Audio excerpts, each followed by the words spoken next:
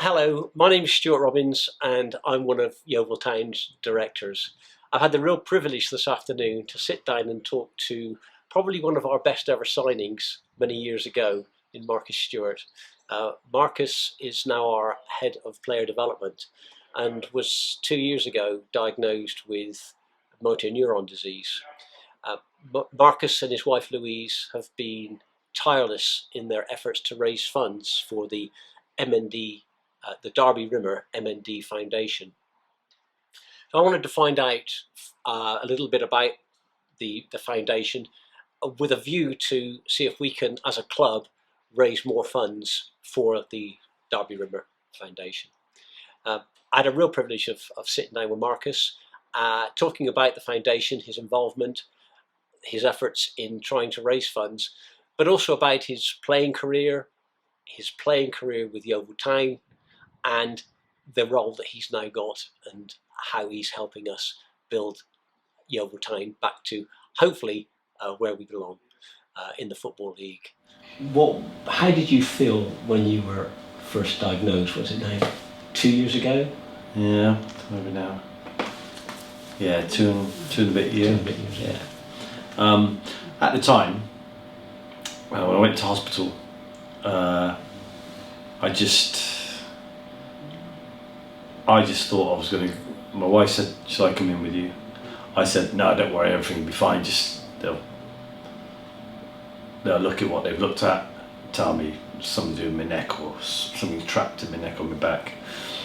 So that was generally how I went in there, just pretty blasé and chilled and going to see me nan after or whatever I was going to do. And then she sat me down and done a few checks on me, looked at my legs and looked at my arms, but I had to stay as still as I could. So I'm there doing all these tests. And then she looked at my mouth. I'm thinking, why is she looking at my mouth? And that was it. So the tests were over and she sat down next to her. She comes in next to me. This was all done on the bed, the physio bed that was in the room at the time. And she sat there and she went, I think you've got MND, I'm 99% sure you've got MND, but I'm going to do loads of blood tests and stuff like that and brain scans in the meantime. So I was like, MND? She went, yeah. I went, what? I said, what makes you think that? And she went, well, you got the twitches in your legs and your arms. I couldn't even feel them. But obviously once she's doing the test, she could see them herself. She's the expert, neurologist. I'm not going to go against what she can see. So that came to light why she wanted me to stay still, completely still, so she can see these twitches that are a symptom of MND. And that was it. And it was literally a process after that was literally blood tests and brain scans and scans on your back. And all these tests really were to eliminate other things. It's not a real test to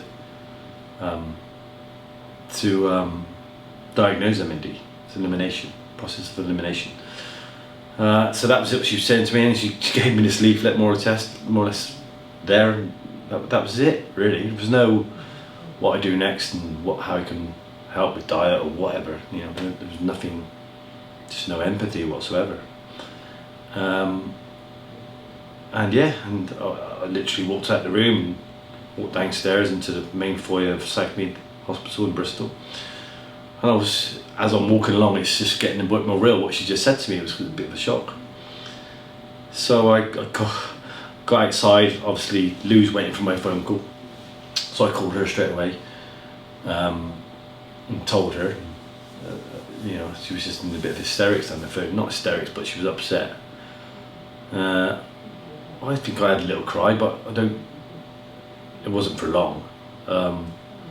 It's just a case of what I do now, really. So from that moment onwards, for I would say a week or so, it was a case of right, sort the will out, all that sort of stuff, which I would never really thought about. I know everyone just sort the will out anyway, but this kind of prompted me to do stuff like that.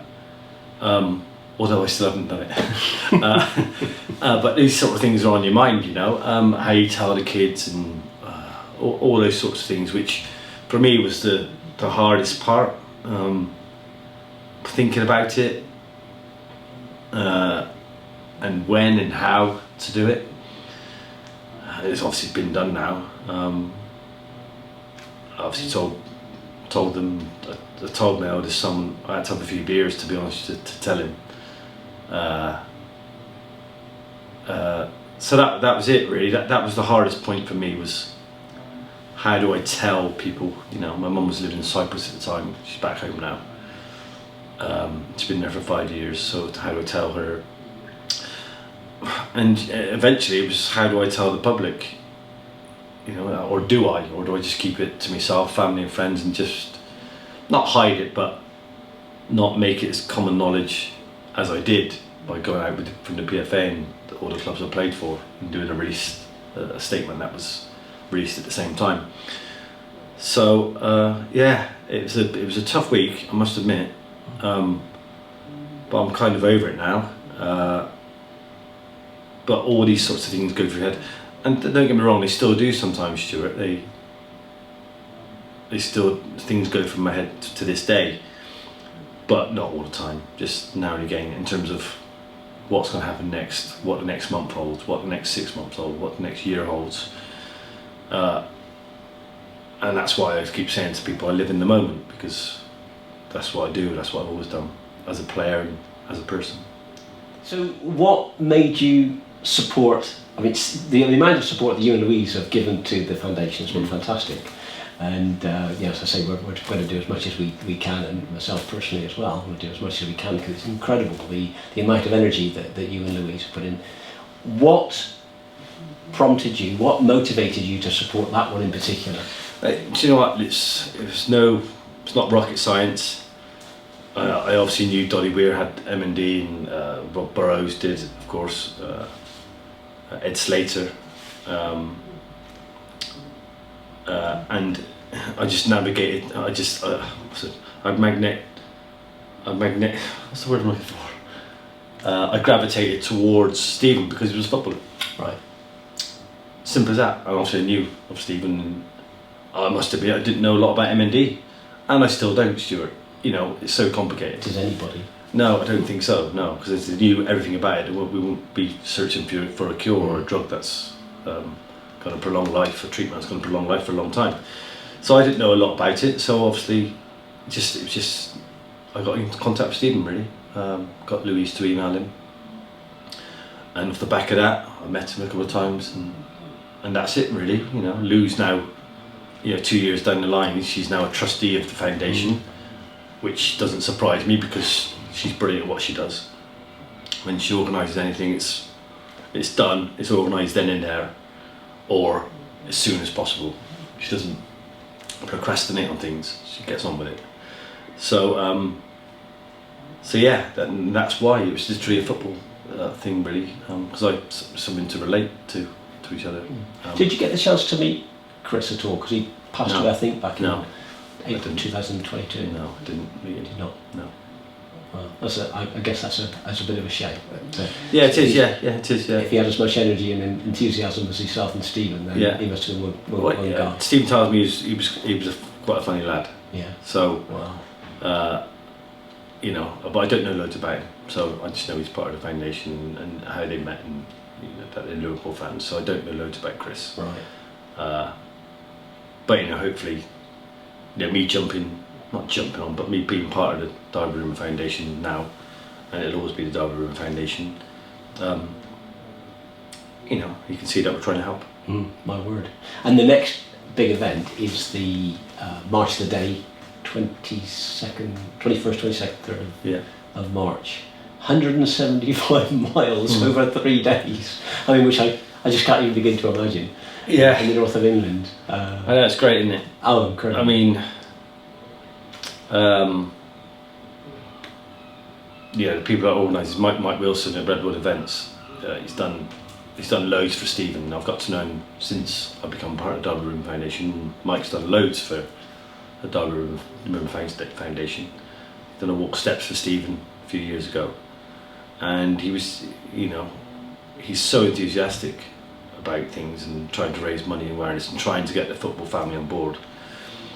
Let's hope that that's kind of helping towards that with this walk, because that's ultimately that's what it's all about. Because you know, the rugby world are fully behind MND.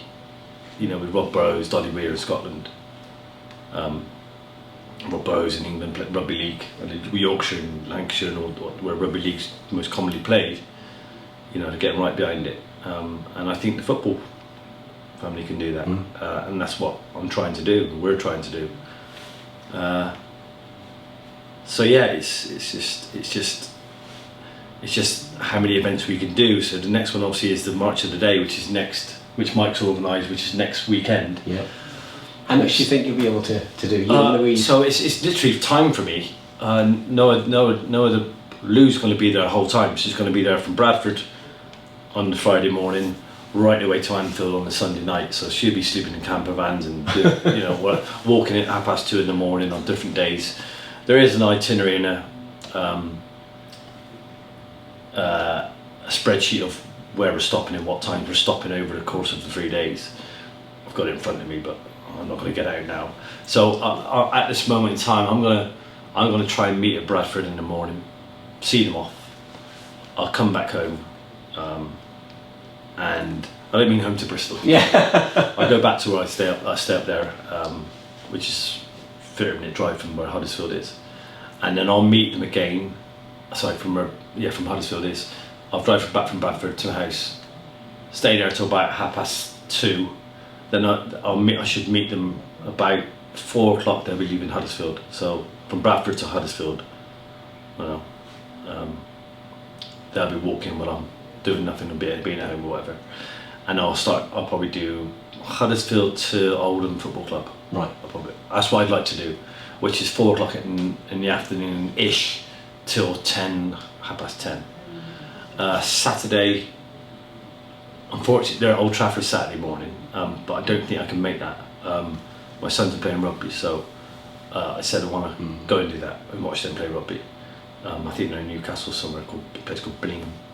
So I don't, at this moment in time, I'm not doing anything on Saturday in terms of the walk, but Sunday, I'm going to try and meet up early, say 10, 11 o'clock-ish, and then do all day from maybe Preston-ish, because I used to play for Preston on loan, maybe all the way to Anfield. That's my rough plan at the moment. How much of that I can do, I don't know. I mean, this time last year we'd done the London Marathon walk, the winter walk, which was 24 miles, and that was quite hard, Stuart, as you know. Oh, even though my feet still haven't recovered. Yeah, so that, you know, they're doing that over 3 days. I know, just incredible. So I think it's more demanding on your body, would you not say? Oh yeah. More so than stamina-wise. I think you get blisters, your feet ache. You've got to have the right shoes. The weather makes a difference, of course, when you're walking and you're out there for a long time. It's a good old. It's an endurance thing, isn't it? You know, when you walk that far. Yeah, and you tried to win it, of course. Yeah. Stuart, there's no prizes for winning a winter walk. Walk. When there's I just wanted 80 and 90-year-old people there, they're not bothered about it. I just wanted to get it done. I just wanted to finish. So I think if you did that, what did that take us? Like 8 o'clock in the morning to 8? I don't know, to 5 o'clock in the afternoon. It's 6 o'clock. I mean, that's every day now. That's 24 hours. It's 24 hours. Incredible. It's 24-hour absolutely incredible walking. It's 8 o'clock in the morning till on the Friday morning till 7, 8 o'clock on the Sunday night. That's some walking. That. And you've got another one, July 20. July. I mean, Bristol Bristol Sports Walk, I think it's called, along them lines. Mike Wilson, even though he's from up north, he's organising that as well, which is great. Bristol Sports Tour, I think it is. Might be wrong. I think your name's in there somewhere. Yeah, Marcus Sports Tour. Top of my head, I don't know, because we're not going to market it until after this one. Yeah. Which has taken a lot of effort. So once this one's over next weekend, give it a week or so, and then we'll be on it for that one. And I think that's about 22, 23 miles. And it'd be, I would have thought, similar kind of registration. How you go about registering. Right. So our fans and our supporters will be able to. It'd be great. You know, like I said, it's Bristol. It takes me an hour and 10 minutes to get in. Yeah. You know, so yeah. Of course, once the registration open, anyone in the south, really, just get involved in some sort of way. Yeah, but I can't say a lot about that now because I don't know a lot about it myself in terms of how many teams are involved, where you register, what the actual stages are, where we're going to go. But that's just there for the back burner, ready to go after this one. It just shows you how much energy is going into trying to raise awareness and funds for research into. Yeah, and it's not just Mike who's doing it. Mike's done a lot of the organising for the Darby Rimmer Foundation. But on our Just Giving page, I think we've raised something like £350,000. But that's not just our money; it's people that have joined our team, just done their own events in their own. It'd be someone maybe down a local pub who said, "Right, I'm going to drink 20 pints in 10 minutes." I don't know, as a challenge. And they say to me, "How do I get the money to the Darby Rimmer Foundation for those people that will donate to that person?" Not that something I've ever done that, but and it'd be a case of, well, just become part of our team member. We'll see it when it pops up on the Just Giving page. You can become a team member, and whatever money you get goes into our pot, like the Team Stuart pot. So there must be 150 different teams on there. People have just got on and done their own thing and want to be part of the team, but they organise it themselves. And I've always tried to, I still will until I can try and get to an event if I can do, just to show my face. I can't make them all, but I'll do my best to get to them because I think it's the right thing to do. And it's also dear to your heart, obviously. And of course it is, yeah, but you can't be everywhere, I just can't be everywhere. So, but not like you were when you had number 10 on your back the other time, where you were everywhere. I was everywhere apart from in front of the goal. So no, but yeah, it's that's my kind of life at the moment, really. But it keeps me busy, and I enjoy doing it. And you'll always be remembered for that game, Nottingham Forest.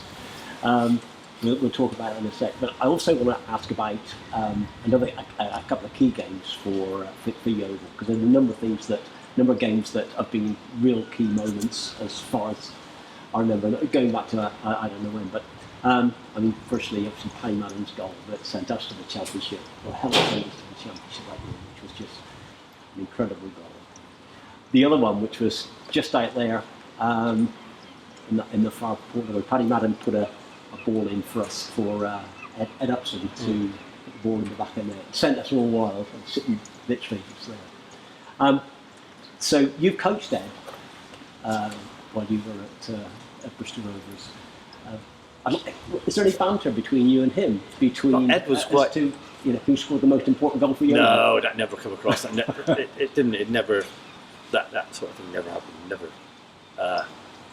come into the conversations. Obviously, we both spoke about Yeovil a bit, but Ed was quite a serious guy. He was quite quiet, but a really good football player. So, yeah, there would have been chats about Yeovil, but there was nothing like who scored the most important goal. Right. That just wouldn't have happened. So I liked it. Yeah, well, yeah, super player. Yeah. Disappointed when he Brilliant when he left. football player. Yeah, Very good in the football team. Great midfielder. Yeah. That goal was just amazing. So I want to talk about obviously the most important goal that was ever scored for you at the time. We played the first leg of that semi-final in 2007. Against Nottingham Forest here. We got beat 2-0, two penalties, one given away by Nathan Jones and the other one by Stuart Robins. I was at the game, sitting over there. Yeah. And I think we were all, because we played quite well. I mean, certainly as a spectator, I thought we played quite well against Forest. So we go up there with we played them 3 times before that season, haven't won. Go up there with as a supporter, went up there with pretty low expectations. And the game was unbelievable. And to come back, but of course, 3 minutes to go, 87 minutes on the clock, and Lindegaard puts an incredible cross. And then... And here's Lindegaard. In goes Stewart! They've only gone and done it! It is level on aggregate! 3 minutes to go, tell us about the day, and then the game. I don't remember a lot about the day. You don't? No, I remember a bit about the game. And obviously I remember the game here. Listen, they beat us away in the league. They beat us at home in the league. They beat us at home in the first leg. So it's like, we're not going there expecting to lose, but the odds are against you a bit. You know, City Ground, steeped in history in English football, top tier football. And we're Yeovil Town going to try and beat them, which is something we haven't done that season. I don't even think we scored a goal against them. Let's check that out in those games. So, yeah, I said this recently. They come off that pitch in the first leg like they won the tie, not won the game. There was no humbleness about them whatsoever. As a bunch of players, but that comes from the manager, the captain, or the players themselves, and they acted like they won the tie, even though we still had to go to Forest. They had to go back home to finish the job off, and I said that to the captain in the tunnel after the game, because I didn't like the way they celebrated after the game, even though it was a leg to play. And I mentioned it to the lads, and it would have got around at some point during the week saying, listen, they think they've won it, this is what they were doing. And, you know, we went out there and totally surprised everyone. You know, probably surprised most of our fans, really. Surprised ourselves, because we did, because you don't go out there expecting to lose, but off the back of losing the games we did against them all season, the odds are against you, like I said. So, we did. Yeah, we went with no pressure, really, you know, because we weren't expected to win, you know, that they were. And everything just went for us, you know, towards the end of the game. And a man sent off. I obviously got the equaliser and take it to extra time. What do you remember about that game? I remember it was a really deep cross. It was just a loopy, deep cross to the far post from Lindy. I don't know how I remember getting in there. I just remember being on the far post and getting up against, I don't know, maybe Wes Morgan it might have been, and nodded it down and scored. And I just knew that took us to extra time. But we had some brilliant match winners in our team. You know, you had Chris Cohen, Aaron Davis. Obviously, I've been a match winner in my career, not as regularly as I would like to have been later on in my career, but you know, in my heyday, like they were. So we knew we had a chance with players like that, who ironically they went on and played for Nottingham Forest a year later, didn't they? Or it might have been the end of that season. So yeah, the beginning of the next season. Beginning of the next season. So they were match winners, and you know, Aaron getting the goal, and Chris with his energy, bite, and creativity. And we had some really good senior players in the team, including myself with Nathan Jones and obviously Skivo, Paul Warren, eventually. So yeah, we knew we had a chance. We had pretty good team spirit as well, which helps. What prompted the celebration? Do you know what? Because every time I see that, I think it's unbelievable. The truth is behind that,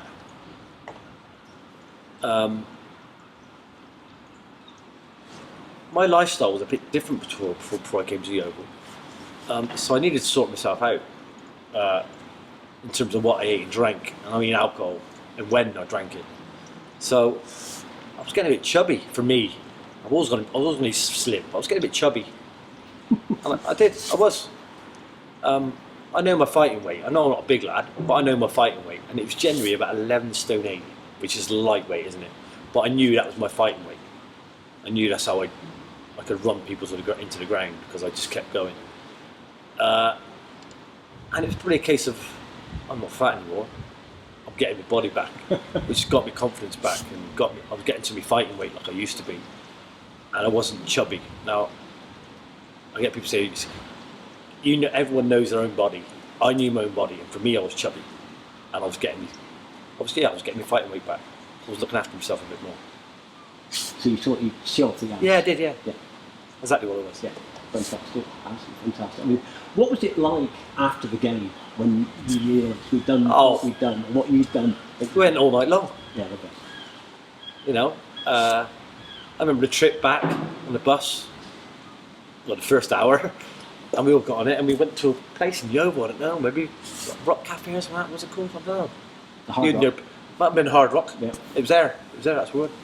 And yeah, it was brilliant. Okay. You know, enjoy them times. They don't come around very often in football. You know, they don't. Yeah. You know, in a career, in a playing career of almost 20 years, I've won 4 promotions as a player. That ain't bad, really. Yeah. I had equally as many relegations, but they teach you a lot as well, as much as the ones you get promoted.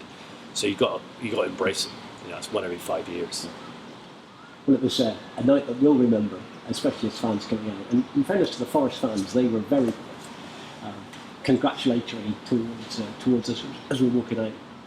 When I got home, we recorded the game on Sky, and we sat and watched it again. You didn't tape it. No, there wasn't. Actually, I don't think it was taped in those days. No. But it was amazing. And we got as excited as watching it the second time. Oh, the journey back for everyone, I think, was brilliant. I don't think anyone was expecting that type of happiness on a journey back from that game. Yeah. Obviously, the final was quite disappointing. Yeah, very disappointing. But Blackpool were a good side. They were a good side. Yeah. I mean, I think, you know, that game, leading up to that game, there was 1 or 2 things going against us. Skivo got an injury. Chris Cohen wasn't quite fit. Neither was Aaron. Aaron was, but everyone was playing with a little niggle. Not quite right. And you know, leading up to that sort of game with a small squad you have, and you can't really replace those players. It's going to be a tough game as it is, but you need your match winners on the pitch. And I felt things went against us quite leading up to that game, quite a lot with injuries. Yeah. Do you think if we had got promoted that year, do you think the club would have been ready to make the jump to the Championship? No, but it would have been great, wouldn't it? Oh, wouldn't it? Would have been great. No, of course it wouldn't. That would have been interesting too. But footballers don't worry about that. No. They just want to play at the highest level they can. Yes, of course. The more promotions you get, the more people are going to look at you as a player and individual. So the more opportunities might come along because you've been in the promoted team. I mean, certainly as a supporter, we felt our cup final was Nottingham Forest. Yeah. And I don't think we were that. You never like to see a team lose. No. But Blackpool were a good side, and It's the first time ever at Wembley for Yeovil. It was the first time ever for Wembley. I think that was what the exciting thing was, and it would be just so proud to see all the green and white at Wembley. Yeah. Which was just amazing. I mean, that's in. I don't like failure. Technically, it's a failure, but it's not in a way. There's, you know, I'm part of the team that was the first ever Yeovil team to play at Wembley. So that kind of softens the blow for me a bit when I look back on those moments. But I would say the goal at Forest was probably in my top 5 to 6 most important goals ever scored in my career. Yeah. Well, we think it's in your top 1. There we are. Top 1, yeah. Yeah. What's second? Probably. I think Ed Upson's, because it took us to Wembley again, and then probably Paddy, and then of course Adam Stansfield scoring at Villa Park when he won the trophy. That's right. And I watched that back a number of times as well, and he had a lot to do. Adam Stansfield was a great player. Loved him. As a guy as well. Yeah, I mean, I've never had the opportunity to meet him, but his son's doing incredibly well as well, isn't he? Yeah, he's doing a great job. Yeah, fantastic. Really. We've talked a bit about Darby Rimmer, which is the most important thing, and also about your playing career. I want to talk about your coaching career now, because you've been coaching since you retired back in 2011. What do you most enjoy about coaching and being with the players? Not a lot, really. No. When I first started, I didn't know. It was pretty new to me from doing the under-15s here when I was playing here. I used to do that with Morris Hopkins. That's Morris Hopkins, wasn't it? I think so, yeah. Yeah, it was. Yeah, and then you just find yourself involved in it. And then I obviously left here when Russell found some money. That was for me, but I ended up giving it to someone else. And I went to Exeter. So I told Tiz at the time, who I played against through school football and youth football all the way, so I had a relationship with Tiz anyway. Played with him, under him for Exeter, got promoted with him, decided it was the end of my career, and he asked me for my last season, could I be a player coach? So I was like, yeah, brilliant. And it was brilliant, under him. He was so different in the way he thought and how he treated players, really. I've been used to bullies, not all bullies, by the way, but you got roasted a lot of time, whereas Tiz wasn't like that. He was about explaining and giving reasons why we're doing things and how we're doing it, more so than getting angry with players. He was a teacher, so it was really good to work under him as a player, and then as a player coach. So I got some ideas off him, and obviously all the other managers I worked with, and that came to an end, of course. And then, like everything does in football, whether you're a coach or a player, and there was an opportunity at Bristol Rovers to work with their youth team. So I left Exeter that season, applied for a couple of jobs, under 21 jobs, and ended up going back to Bristol Rovers. So I was there for how long? I was doing the youth team for 2 or 3 months, and then I ended up being with the first team, looking after the reserves, I suppose. We didn't have a massive reserve team, but because we didn't have a massive squad, but the reserve team would be made up of 1 or 2 players that weren't playing in the first team, along with 1 or 2 younger players that were first, second year pros, a bit like I was when I first started out, and maybe 1 or 2 youth team players. So we weren't in a league as such, but it was my job to arrange as many friendlies with those players as I could, obviously within what the manager was allowed me to do, because obviously there would be some 1 or 2 first team players involved. So if you didn't have enough players, we couldn't organise a game, if that made sense. So when we felt we needed a game and there was space in the football calendar to arrange games, I'd do that, and I was in charge of getting them out on loan to places like Gloucester or Mangotsfield or wherever, Taunton or Weston. I was in charge of that, which was great. So it gave me a lot to do. And then John Ward came in after. This was Mark McGee I was under, and then John Ward came in, and I became first team coach, and then John decided to leave, and Darryl Clark was assistant manager, and he became manager. And I didn't know Darryl through Adam. I only worked with him for that previous 9-10 months. We didn't have a relationship before or like that, and straight away you're thinking, well, I'm better be looking for another job here. And he asked me to be assistant manager, so, and that was it, and we went on really successful. And I love, to answer your question, I love being around the lads. I don't miss the change room banter. I can get that sort of banter if I go into my local pub. I really do enjoy players trying to learn, and I do like that dressing room banter, don't get me wrong, but I don't miss it. So I enjoy try and create relationships with them. That's what I enjoy the most, and I see all people actually for the good that they've got, not what they don't bring to the team. And that's just how I am with any human being, whether it's a player or someone I just met. I see the good in someone, and I think that's a strength, if I'm honest. Tiz used to be like that. He's seen the best in every player, not the worst. And I didn't learn that from Tiz. That's just me knowing that's, I see what. So you might watch a game on Saturday and you've seen, I'll see the other side of it, what he did really well. And that's what I enjoy doing. For me, it's about relationships and creating a trust with a player, and knowing I'm not false, I am what I am, and I'm there to help. And I'm always interested to see the dynamic between yourself, Mark, and Toddy, and you seem to have a real camaraderie, and I listen to you talking about different players, and I think that relationship appears to have whittled down, if you like, down into the players, because when I've seen the players together and see them training, it's a great atmosphere. It seems a great atmosphere, and they seem to enjoy what they're doing. Do you think that does flow down from the way that you as a coaching team interact? I think so. I mean, I think it's really important that for a coach and for everyone within the team to understand their role within the team, and I understand that. I understand what I am at this club.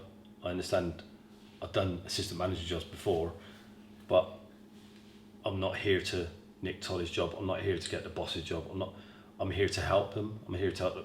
If they want my advice on anything, they'll ask and I'll give it them. This is the staff and vice versa the players. I'm not here to step on anyone's toes.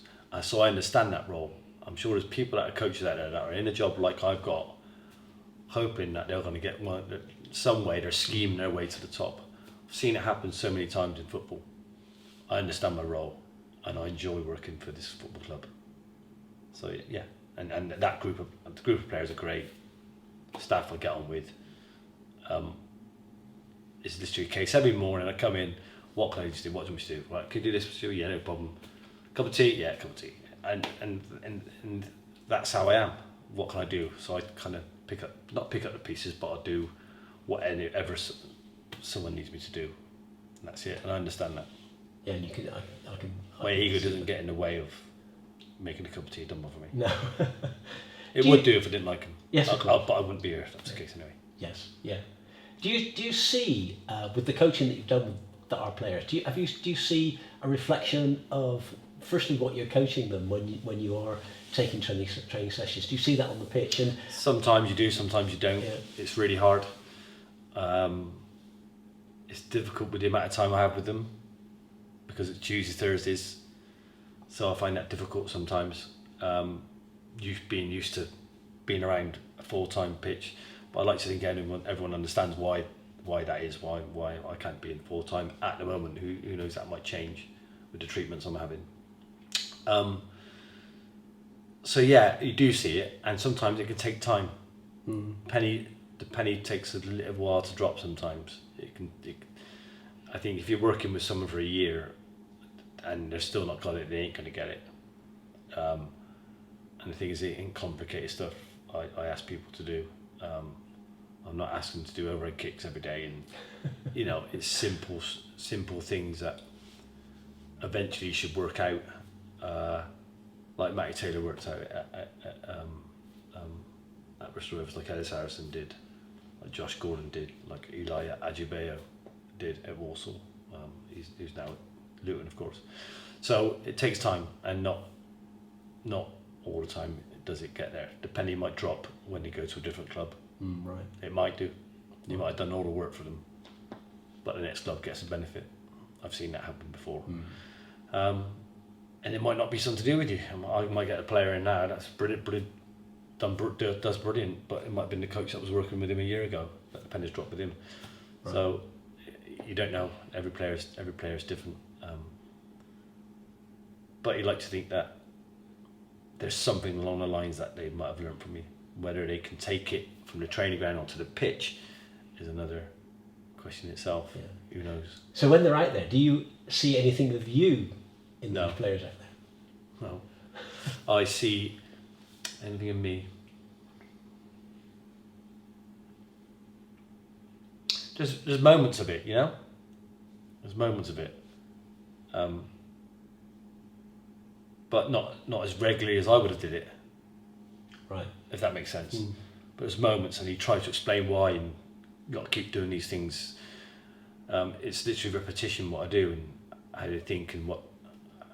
That's it. And the more you do it with them, the more you like to think it becomes instinctive stuff instead of they have to think about it before they do it. But like I said, some of them won't ever get it, and they'll probably be at this level forever or lower. One or two of them might, and they might earn £9,000 a week instead of 900. But at the end of the day, that's up to them.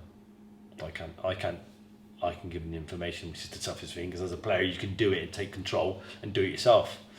When you're a coach, you can't. You're not really in control. You can't control players on the pitch. their mindset and how they're thinking, what to do when they get in different scenarios. So it's up to them. I can't do anything when once on the pitch. You've coached at various levels, quite a number of levels. Obviously, National League South now, National League last year, and League One, League Two with Exeter and Bristol Rovers.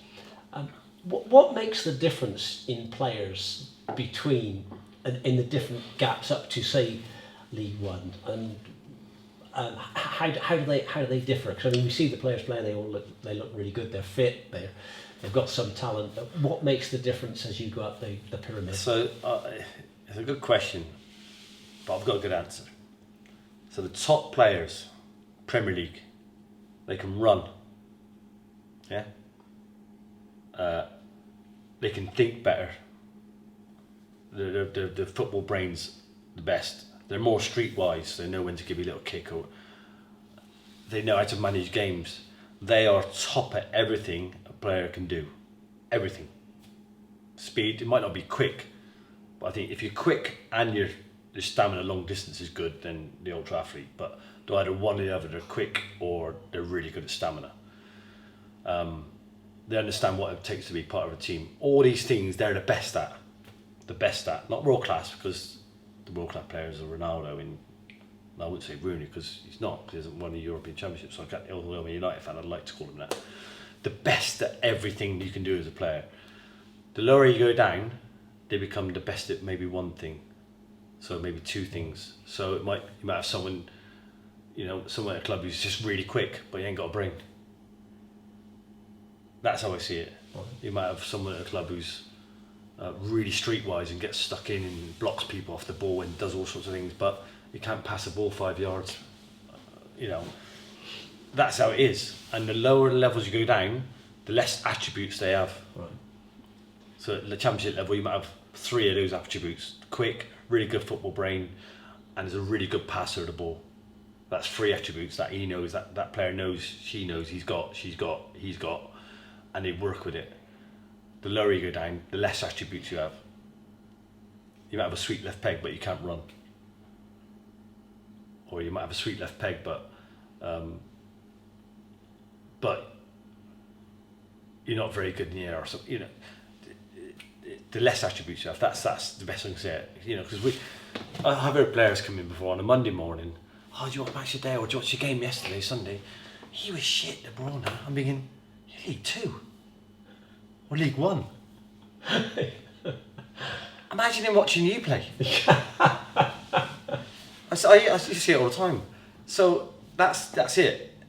It's they've got all the attributes, but they're playing against players that have got all the attributes as well, week in, week out. Right. Does that make sense to you? Yeah, absolutely it does. Absolutely it does. Yeah. The higher you are, more attributes. Yeah. The lower, less. That's how. It could be anything out of those things. Yeah. No, That's my answer to that. Yeah. Oh, great. So any League 1, League 2 players watching Match of the Day, don't take the piss out of the top boys, because they've got more attributes than you. Yeah, absolutely. Yeah. Obviously, from a fan's perspective, I can't wait till. Well, hopefully, we'll be back in the EFL sooner rather than later. I know we've got a lot of work to do the rest of this season and next season, but hopefully we'll be there. And I'm really excited about what we're doing, the way we're playing.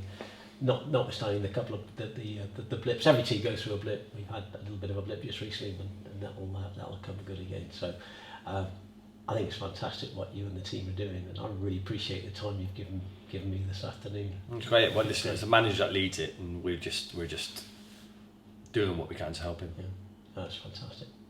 That's great, Marcus. Thanks, Stuart. Thank you, sir. Your daughter's better than you. Yeah, of course she is. Get